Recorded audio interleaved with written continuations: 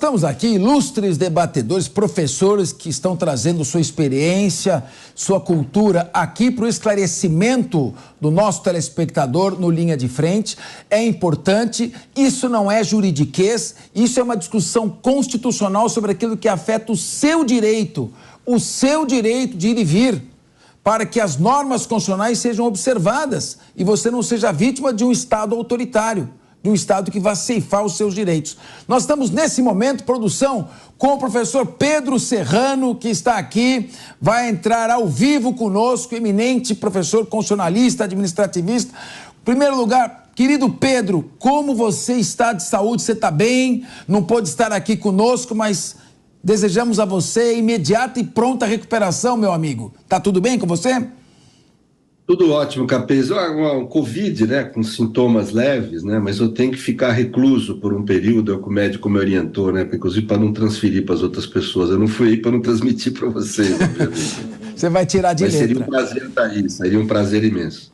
Não sei se você está acompanhando a nossa discussão, Pedro. Nós estamos falando sobre o papel da imprensa, muitas vezes, influenciando a autoridade investigante a tentar produzir fatos que atendam à necessidade da mídia apresentar para o mercado de consumo ou atendam à estratégia política estabelecida pela mídia. Ou mesmo a autoridade quer dar entrevista, quer aparecer e para isso ela precisa atender aquilo que está sendo feito. Então, como ela influencia a condução de uma investigação e como ela pressiona o julgador no momento de tomar uma decisão, de ter que ler a prova, quando ele já leu o jornal, a imprensa, todo mundo em cima dele. E estamos aqui dando como exemplo o caso da escola de base na aclimação de 1994. A sua análise, você é um profundo conhecedor e cultor da nossa Constituição. Pedro Serrano. A questão ela é complexa, ela não é... Eu tenho um livro, aliás, fazendo um pouco de propaganda, que é Justiça na Sociedade Espetáculo, onde um dos temas principais tratados é esse, né? Quer dizer, eu vou usar um pouco um autor que você conhece muito bem, Capês, o Niklas Luhmann, como uma referência de linguagem, não é nem o pensamento dele no estrito senso. Mas ele avalia a sociedade, é interessante o modelo que ele usa, como uma grande sociedade de comunicação, digamos assim, né? É um grande sistema de comunicação. A sociedade democrática, no mundo complexo de hoje, seria isso, composta por subsistemas de comunicação que precisam conviver de forma racional, mas nas suas iterações. São subsistemas que têm uma relativa autonomia, isso vamos dizer no plano sintático, lógico, mas que têm interações no plano semântico e pragmático, né, que se comunicam entre si. Assim é o subsistema de justiça em relação ao subsistema de comunicação social, numa sociedade democrática. Eles se iteram. A mídia cobre as decisões judiciais, o judiciário julga. Agora, para haver uma interação racional entre eles, é necessário que, ao se iterar, um subsistema respeite a sintática, a forma de funcionamento do outro, né? Que, segundo Luhmann, é sempre binária, né, esse elemento sintático. No caso do sistema de comunicação, funciona pela lógica da notícia, não notícia, e, como você observou, às vezes pela lógica da política, do poder e não poder. Mas o sistema de justiça ele deve funcionar sob o ponto de vista do lícito e ilícito, do justo e injusto, e não sob o ponto de vista da justiça e da notícia. Agora, o que nós estamos vendo no mundo, e no Brasil em especial, é uma iteração inadequada, uma iteração irracional, onde a mídia quer impor a lógica da notícia não notícia, e muitas vezes do poder não poder, no interior do tribunal, onde deveria imperar a lógica do lícito e ilícito. O tribunal acaba sendo compelido, muitas vezes, coagido a julgar segundo não os critérios que o direito determina. Isso vulnera a autonomia do direito, e ao vulnerar a autonomia do direito, vulnera a democracia. O Luhmann não oferece solução para isso, é muito difícil você ter uma solução, né? Com certeza não é reprimindo a imprensa, quer dizer, mas com certeza seriam mecanismos de autocontenção. A gente fala tanto de autocontenção do judiciário, né, Capês? Todos nós, que precisa ter mecanismos de autocontenção em relação a outros poderes, a direitos, à sociedade, mas a mídia precisa ter também. Ela precisa encontrar mecanismos de autocontenção para poder se estabelecer com o seu relevante papel de uma das instituições privadas da democracia. Meu querido Pedro Serrano, muito obrigado. Eu sei que você está aí se recuperando, eu não quero abusar de você, mas você toca num ponto fundamental. Tem aqui o sistema judicial funcionando, distribuindo justiça. E aqui a imprensa comunicando aquilo que é feito. O que está acontecendo não é um respeito à autonomia de cada um, como você colocou. A imprensa está absorvendo a função do Poder Judiciário. Eu estou vendo jornalistas dando sentença, criticando decisões do magistrado sem ter lido o processo, querendo muitas vezes criticar um arquivamento, criticar a rejeição de uma denúncia, criticar uma absolvição, criticar uma individualização da responsabilidade penal, sem ter acesso aos autos. E aí, esse jogo não tem solução, porque depende muito do ser humano. Há pessoas que se intimidam e outras que fazem com a sua autonomia e sua coragem prevalecer. Então você coloca isso muito bem, né, Pedro? É evidente que a crítica faz parte do processo democrático e é muito relevante que existam críticas ao processo judicial e às decisões judiciais, porque na democracia, quem decide por último no plano estatal é o judiciário, né? É o guardião da Constituição, né?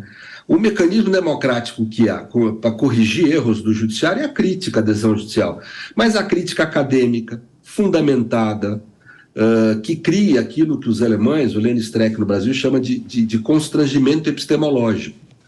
Ou seja, você constrange o juiz por um erro técnico, por um ponto de vista divergente acadêmico e técnico que você tem. A academia de direito tem aí um papel absolutamente fundamental, né? Tanto que a gente tinha que pensar numa maior autonomia da academia de direito em relação ao próprio judiciário, para que ela pudesse veicular essas críticas mais consistentes. Mas o que a gente vê no dia a dia da mídia, não só no Brasil, viu, Capês? É um mecanismo quase que coativo. Ou o juiz decide, segundo os pressupostos que a mídia tem em relação ao caso, ou ele é mal falado, gospem no bife dele no restaurante, quer dizer, né? E quando ele decide de acordo com a mídia, que é idolatrado como se fosse um herói, um semideus, um Batman. Essas coisas não podem ser assim numa democracia, né? Exatamente. Quando começa a individualizar e criar heróis, é o primeiro passo para você também afetar a funcionalidade do sistema. Nós vamos esquentar aqui com nossos debatedores. Eu volto a entrar em contato com você. Muito obrigado, Pedro Serrano. Uma boa tarde, uma pronta recuperação para você, meu querido amigo. Muito obrigado a todos. Muito obrigado. Olha, meu querido Leonardo Pantaleão, isso aí que o Pedro Serrano colocou é muito sério. Ou seja, os sistemas deveriam ser complementares, um respeitar o outro. Nem decretar uma censura prévia na imprensa, porque a Constituição protege os meios de comunicação e a imprensa contra a censura prévia, nem procurar fechar um meio de comunicação com o qual você não concorda, ou que tem posições que muitas vezes não são as suas. E, por outro lado, também respeitar o Poder Judiciário, dar à autoridade policial, ao representante do Ministério Público, ao membro do Poder Judiciário, liberdade e autonomia para ele exercitar a sua função. Está havendo uma interseção de funções aqui. Você concorda com a análise do Pedro Serrano? Concordo integralmente. Nós temos vivenciado muitas situações dessa natureza, muitas situações em que acaba havendo essa mistura, essa miscigenação entre a independência desses órgãos e acaba, sem dúvida alguma, prejudicando essa própria autonomia. Nós falávamos há pouco de sigilo em investigações ou dentro do próprio da seara processual penal no âmbito judicial, e às vezes a gente se depara com absurdos que você tem o sigilo interno, mas não tem o sigilo externo, né? Quer dizer, são exatamente o inverso daquilo que deveria acontecer. Então, isso tudo contribui muito para que haja um enfraquecimento não só da credibilidade, mas, acima de tudo, um enfraquecimento do próprio Estado democrático de direito, que tem como pressuposto essa independência e essa impossibilidade de invasão. Agora, também me parece que nós precisamos analisar sobre os dois lados, né? Nós temos aí inúmeras situações em que, ao meu sentir, também há uma extrapolação por parte do próprio Poder Judiciário em relação aos outros poderes. Nós não podemos estigmatizar de que, eventualmente, só um poder ele acaba extrapolando os seus limites. Então, começa a ficar um jogo de ganha-ganha. Quer dizer, você extrapolou ali, eu vou extrapolar aqui, e começa a ficar algo que gera, repito, uma insegurança jurídica que não faz bem a ninguém. Muito bem. Meu querido Cristiano Vilela, nós acabamos entrando também nesse ponto que o Leonardo Pantaleão colocou, você pode abordar. O Poder Judiciário interferindo muito no Legislativo, quer revogar toda hora crime, quer criar crime, né? Porque a lei de racismo, a lei 7.789, não criminalizava equivocadamente, por uma omissão do legislador, a discriminação por orientação sexual. O Congresso Nacional precisava e precisa fazer essa correção, essa complementação, porque é um fato grave. Agora, eu acho que mais grave ainda é o Poder Judiciário criar um crime, porque ele está anarquizando completamente os fundamentos do sistema de que não há crime sem lei que o defina. Isso abre um precedente perigosíssimo. Então, foi bem colocada essa questão pelo Pantalhão, mas eu queria que você também abordasse a questão do sigilo, ou seja, você está ali com uma pessoa que você está procurando defender, atender, ela está desesperada, bens bloqueados, medidas de busca e apreensão, prisão decretada. Deixa eu ver do que se trata. Ah, não pode ver hoje, só semana que vem, daqui 15 dias. E lendo na imprensa, todo dia saindo aquela calúnia, aquela difamação, ou às vezes até informação correta. Mas não importa, a pessoa que você tem que ter o exercício do direito de defesa. Exatamente, Capês. O que simboliza isso, eu vejo uma frase hoje que foi falada pelo Paulo Gonet durante a sabatina, questionaram qual era a opinião dele sobre uma determinada questão no campo moral, ele colocou, olha, não importa qual é a minha opinião, eu, como Procurador-Geral da República, tenho o objetivo, o papel, a necessidade legal e constitucional de fazer cumprir a legislação. Quem tem que discutir os aspectos que levam à criação ou não criação de uma determinada lei são os senhores legisladores e não eu na condição de Procurador-Geral da República que está sendo sabatinado. Isso, ao meu ver, ele dá a tônica realmente do que é a separação de poderes, do que é a separação institucional dentro do Estado.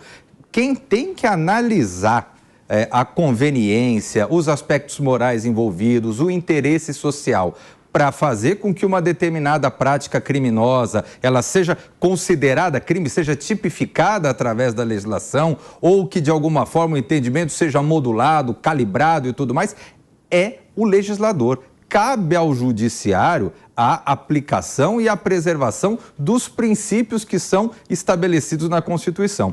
E aí, com relação a essa questão das informações, desses vazamentos, Capês, infelizmente, esse tipo de conduta que a gente viu muito no Brasil, especialmente num passado recente, é algo que acabou, de alguma forma, até se acostumando, fazendo com que a gente se acostumasse a ter acesso às informações dos nossos clientes pela imprensa e não pelo fórum, e não pelo cartório da vara onde corre o processo. Isso leva também uma série de medidas arbitrárias, um prende-solta desnecessário, uma proliferação de medidas que são tomadas ao sabor da opinião pública e que levam no cidadão, muitas vezes, aquele inconformismo de falar, olha, poxa, que coisa, ninguém fica preso no Brasil, prende e solta. Prende e solta porque muitas vezes a prisão ela é ilegal, ela é indevida, não é o instrumento adequado naquele momento processual. Então, eu vejo que esse tipo de conduta, ele acaba gerando também um desencantamento do cidadão com o próprio funcionamento do Estado, funcionamento do judiciário, dos poderes constituídos, e isso acaba levando muitas vezes o cidadão a ficar descontente, a acabar questionando a própria estrutura de poder. Meu querido Paulo Cunha Bueno, a gente ouve muita crítica da sociedade que a polícia prende e a justiça solta. Então, às vezes, o sujeito é pego num roubo, mas ele é primário, tem bons antecedentes, ele logo é libertado. Ele é pego com uma pequena quantidade de drogas, ele recebe a liberdade provisória e sai, apesar de haver indícios de que ele é um pequeno traficante. Hoje o STJ até entendeu, essa é uma questão técnica, mas que mesmo com 1 tonelada de drogas, qualquer que seja a espécie, pode caracterizar o tráfico privilegiado. E se caracteriza tráfico privilegiado, podemos ter alguém com liberdade provisória com 1 tonelada de maconha sendo surpreendido. Por outro lado, nós estamos vendo pessoas que estavam desarmadas no dia 8 de janeiro e respondem até agora presas a um processo e ao inquérito. A gente sabe que, eu já quero entrar nesse tema, que eu queria ouvir de todos também, que a prisão provisória, e no caso a prisão preventiva, ela é excepcional. Você só pode decretar a prisão preventiva se tiver risco da pessoa fugir. Você nunca mais vai encontrar a pessoa, então prende agora, senão o processo não vai adiantar nada. Ou porque a pessoa está destruindo provas. Você prende agora, você não tem prova para produzir, vai matar testemunha, vai ameaçar testemunha, vai destruir documento. Ou então, solta, ela vai continuar praticando crime. Lembra do maníaco do parque? Comentávamos até antes do programa. Como é que você vai esperar 10 anos ele matar todas as vítimas para depois prender? Então, quando houver necessidade, tem que decretar a prisão. E às vezes a necessidade de você prender um traficante e ele recebe uma liberdade provisória. Vai para a porta da escola no dia seguinte. Agora eu te pergunto, nessa questão da prisão provisória, será que muitas vezes, eu acho que no caso do 8 de janeiro está sendo usada simbolicamente a prisão provisória como antecipação da pena, como uma demonstração de força, de castigo? Como fica essa questão embalada no discurso da defesa da democracia? Capês, fico muito satisfeito que você tenha trazido à baila esse tema, que é um tema extremamente preocupante. O 8 de janeiro tem representado uma daquelas situações de flexibilização das garantias em nome da defesa do Estado Democrático de Direito, expressão que tem sido vocalizada aí com toda frequência. A gente tem que entender, defesa do Estado Democrático de Direito e flexibilização de garantias do direito penal e do processo penal são antônimos que, em hipótese alguma, podem ser tratados como sinônimos, sob pena de você estar estabelecendo aquele infeliz paradoxo de que, para proteger a democracia, você passa a sacrificar a democracia.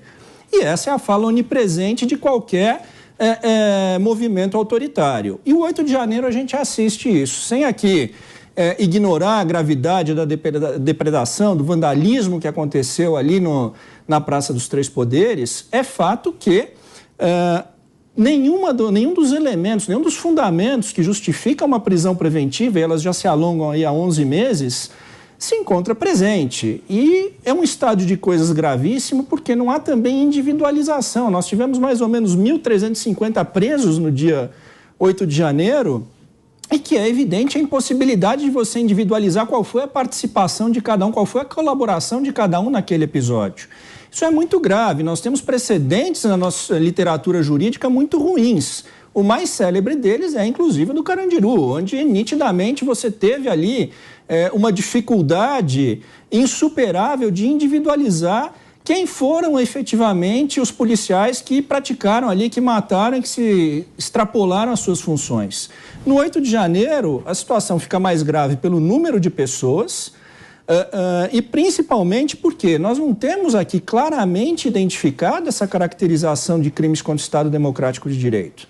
Veja, nós não tínhamos liderança, nós não tínhamos armas, nós não tínhamos reivindicações específicas naquele cenário.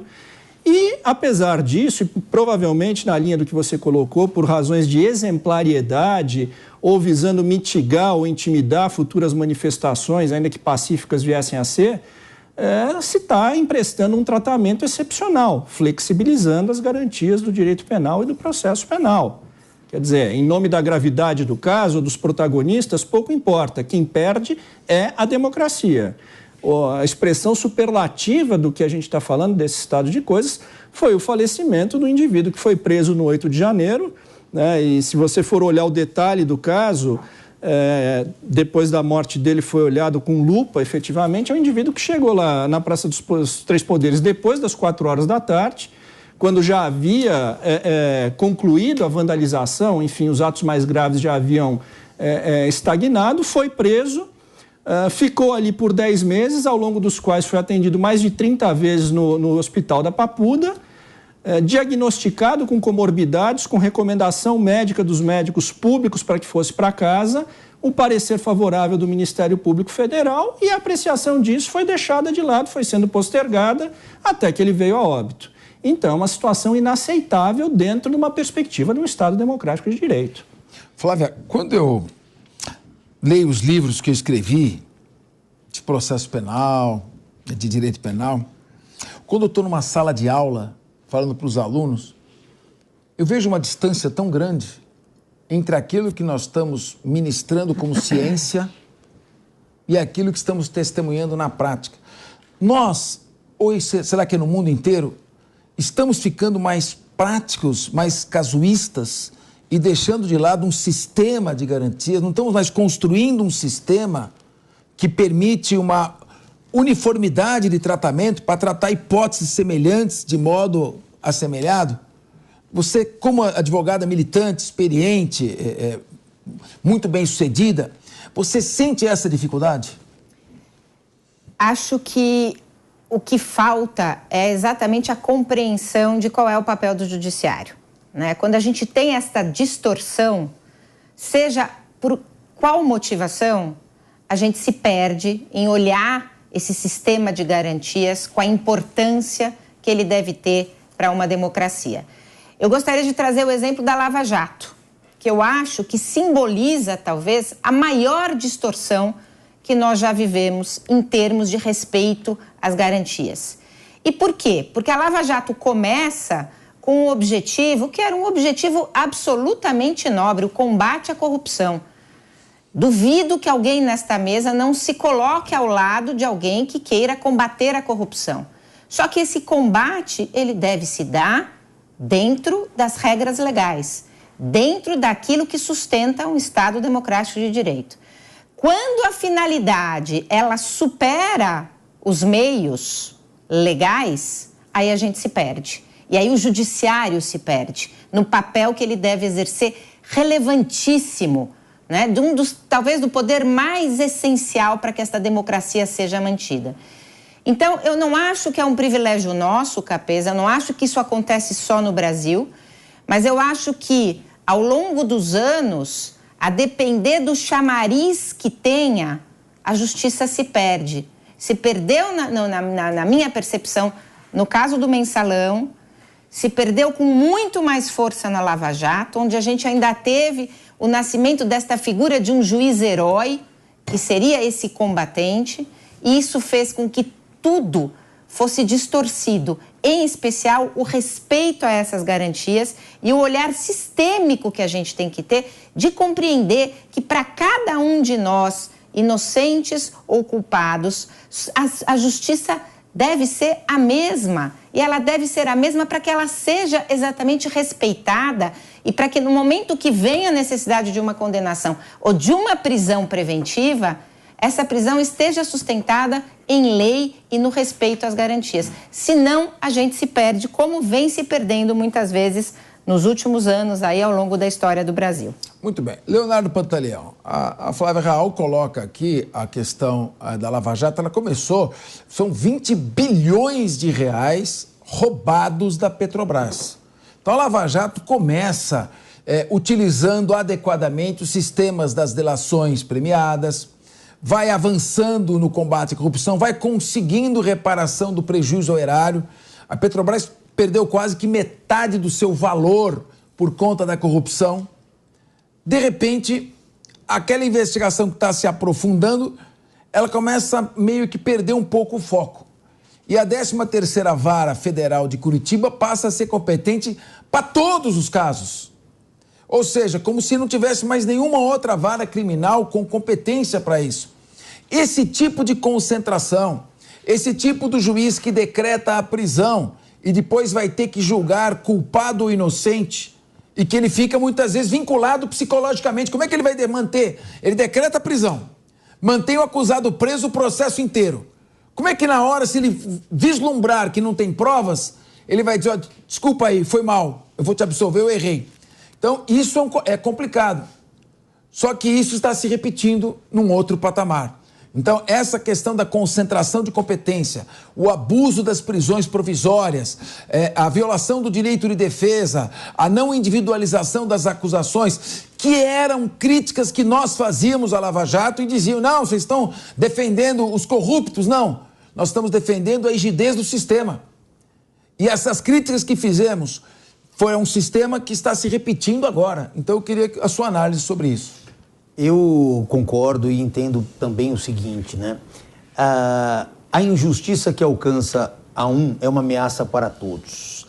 quando você desvirtua a finalidade de determinados institutos para se alcançar objetivos ocultos ou outros objetivos, seja ele de que natureza for, é absolutamente ofensivo às regras, aos ditames do próprio cenário jurídico, do processo penal, do direito penal. Quando você usa prisões provisórias, como uma prisão temporária, uma prisão preventiva, sobretudo para poder alcançar que a estafa emocional e mental de determinada pessoa faça com que amanhã ou depois ela venha a fazer uma declaração imputando a responsabilidade de alguém, uma colaboração premiada, uma delação premiada, seja o que for, isso mostra uma subversão dos valores em relação ao Poder Judiciário. O Poder Judiciário não pode fazer isso. A Flávia comentou aqui a respeito da Lava Jato.